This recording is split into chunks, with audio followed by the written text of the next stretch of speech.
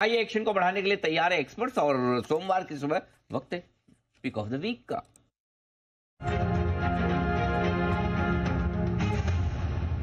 मेहुल जी, क्या आप तैयार हैं हफ्ते की शुरुआत करने के लिए? बाकी दिग्गजों के मुकाबले में आपको पहले प्रेफरेंस दी जा रही है।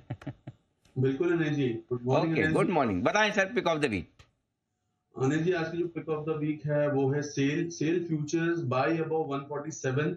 स्टॉप लॉस इसका रहेगा 141 का, टारगेट रहेगा 155 और 160 का। रिसेंटली एक ब्रेकआउट आया था 145 के ऊपर, उसके बाद ये स्टॉक 160 के आसपास जाके ब्रेकआउट को रीटेस्ट किया है एंड अब एक रिवर्सल दिखा रहा है। थियोरेटिकल टारगेट ब्रेकआउट का जो था वो काफी बड़ा था, ताकि 170 टू 180 के आसपास का था। जो पेंडिंग मूव अभी भी बाकी है, ऐसा लग रहा है 147 के ऊपर ये फिर से आएगा, जो कि फ्राइडे का हाई था। सो खरीदारी की सलाह रहेगी सेल फ्यूचर्स में अबव 147। जी, फॉर चेंज, चेंज तो नहीं बट बैन में है सेल। तो जरा एक बार कैश के लेवल्स आप निकाल के तैयार रखें, मैं आपके पास फिर से आ रहा हूँ। मैं कैश के लेवल लूंगा। फिलहाल कैश में बंद हुआ है 146 के आसपास। अगर रेडी तो अभी बता दें, नहीं तो मैं थोड़ा बंसल जी के पास घूम फिर के आता हूँ। अनिल जी, सेम ही लेवल से नहीं कैश नहीं के यार, भी। बदलो। कुछ तो बदलो, थोड़ा 50 में से ₹1 कुछ तो बदलो इसमें। देखिए 147.50 का लेवल है कैश में, ठीक है, उसके ऊपर खरीदारी। 146 कैश में हमने Yes, 146 रखा है। ठीक है। और स्टॉप लॉस सेम ही रखना है 141 का, टारगेट 155 और 160 सेम रहेंगे। कुछ तो बदला ही नहीं भाई साहब, आप तो मतलब अड़ ही गए। चलो ठीक है, कोई बात नहीं। तो कुछ भी बदलाव नहीं करना चाहते, कैश के लेवल्स में भी वही रहेगा। 141 का स्टॉप लॉस, 155 160 के टारगेट। आइए कुछ और स्टॉक्स पर भी फोकस कर लेते हैं। जियो फाइनेंशियल सर्विसेज, मेहुल जी एक बार जरा इसके चार्ट पर नजर डालेंगे। रेवेन्यू एकदम फ्लैट रहा है, एबिटा भी एकदम फ्लैट रहा है, मार्जिन हल्के गिर कर आए, मुनाफा 5.5% बढ़ा है, तो ठीक ठाक तिमाही रही जियो फाइनेंशियल सर्विसेज के लिए। क्वार्टर ऑन क्वार्टर कुछ ज्यादा बड़े बदलाव नहीं हुए। चार्ट्स क्या कहती हैं सर इसकी? दीपांशु, पिछले दिनों थर्सडे के सेशन में अगर हम देखें तो चार्ट पर एक ब्रेकआउट आया था तकरीबन 380 के आसपास। उसके बाद फ्राइडे को थोड़ा सा कंसोलिडेशन देखने को मिला है। तो आज मुझे लगता है कि रिजल्ट के चलते अगर 380 के ऊपर क्रॉस करता है ये काउंटर, तो बेशक बाय करना चाहिए। Buy above 380। इसका स्टॉप लॉस रहेगा 368 का, और अपसाइड में 400 तक के टारगेट देखने को मिल सकते हैं। बट कंडीशनल यही है कि 380 के ऊपर एक बार ये काउंटर ट्रेड होना चाहिए। मेहुल जी एक क्विक कॉल एशियन पेंट्स के चार्ट पर भी सर।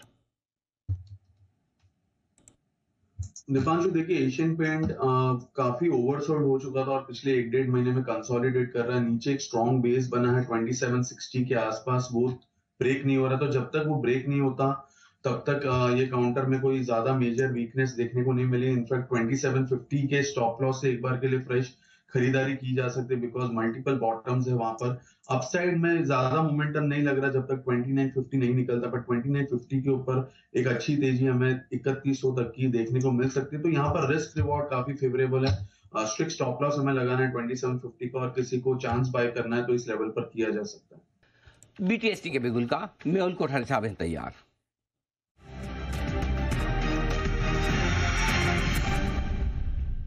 मेहुल जी बताएं सर। अनिल जी, एक बाय का स्टॉक है, दैट इज एचसीएल टेक। एक रिवर्सल कैंडलस्टिक पैटर्न हमें दिखी है यहाँ पर। रिस्क रिवॉर्ड काफी फेवरेबल है, एक बाउंस के लिए तैयार हो रहा है एचसीएल टेक। 1460 के आसपास इसमें खरीदारी करनी है। स्टॉप लॉस रहेगा 1435 का, और अपसाइड में टारगेट रहेगा 1510 का। डिक्सन टेक पर भी रखिएगा नजर। 2% का अच्छा स्पाइक इस काउंटर में आपको आते हुए दिख रहा है। थोड़ा मोमेंटम ये काउंटर भी पकड़ रहा है। मेहुल जी एक बार डिक्सन टेक देखेंगे, पिछले हफ्ते भी हमें एक्शन में दिखाया, इस हफ्ते फिर से अच्छी शुरुआत हुई है सर इसकी। जी हाँ दीपांशु, देखिए ट्रेंड तो बहुत ही ज्यादा स्ट्रॉन्ग है। पिछले वीक अगर हम बात करें तो 7200 के आसपास सपोर्ट लिया था, जो कि फ्राइडे का लो है। उसके बाद से काफी अच्छी रिकवरी 500 पॉइंट की ऑलरेडी हमने देख ली, बट अपसाइड में थोड़ा सा हर्डल है उसको 8000 के आसपास का, जो कि एक साइकोलॉजिकल लेवल है। अब तक आया नहीं है, हर बारी ये उसके आसपास से घूम गया। तो यहाँ पर मैक्सिमम अपसाइड जो मुझे लग रहा है इमीडिएट वो है 7900 7950। 8000 जब निकलेगा तब एक नई तेजी की शुरुआत होगी। तो यहाँ पर 7900 तक के लिए होल्ड कीजिए, वहां पर एक बार के लिए प्रॉफिट बुकिंग की जा सकती है इस काउंटर में। आइए बिगुल मेहुल जी के लिए बीटीएसटी का।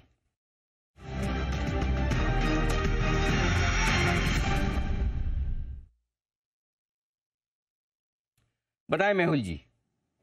सर जी, पोजिशनल ट्रेड है, बिल्कुल एसपीएल में देने लायक है ये काउंटर। दैट इज पूना वाला फिनकॉर। पूना वाला 511 के आसपास ट्रेड कर रहा है, यहाँ पर खरीदारी करनी चाहिए। 490 का स्टॉप लॉस रहेगा। टारगेट 550 का रहेगा। अभी एक रेंज ब्रेकआउट आया on the verge of major breakout, जो कि 518 के ऊपर आएगा, जो कि उसका ऑल टाइम हाई है। तो वो एंटीसिपेट हम कर रहे हैं कि इस ब्रेकआउट के बाद वो ब्रेकआउट भी आ जाएगा और उसके चलते 550 के टारगेट्स शॉर्ट टर्म में देखने को मिल सकते हैं। सो बाई की सलाह रहेगी पूना वाला में। आइए, स्वागत है आप सबका 10 की कमाई में। मेहुल जी तैयार है अपनी 10 की कमाई का शेयर लेकर। मेहुल जी बताएं सर, आज आपने कौन सा शेयर चुना है? अनिल जी, आज जो 10 की कमाई का स्टॉक है वो भी आईटी स्पेस से ही है, दैट इज विप्रो। विप्रो की अगर मैं बात करूं तो पहले तो स्टॉप लॉस टारगेट दे देता हूं। 435 का स्टॉप लॉस रहेगा और अपसाइड टारगेट रहेगा 510 का।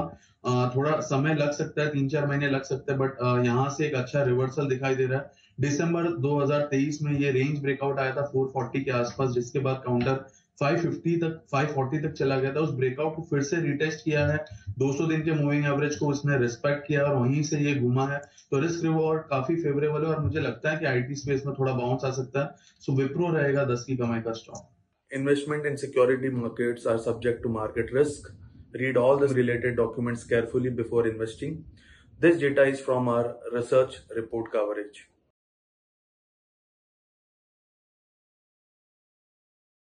Investment in securities market are subject to market risks. Read all the related documents carefully before investing.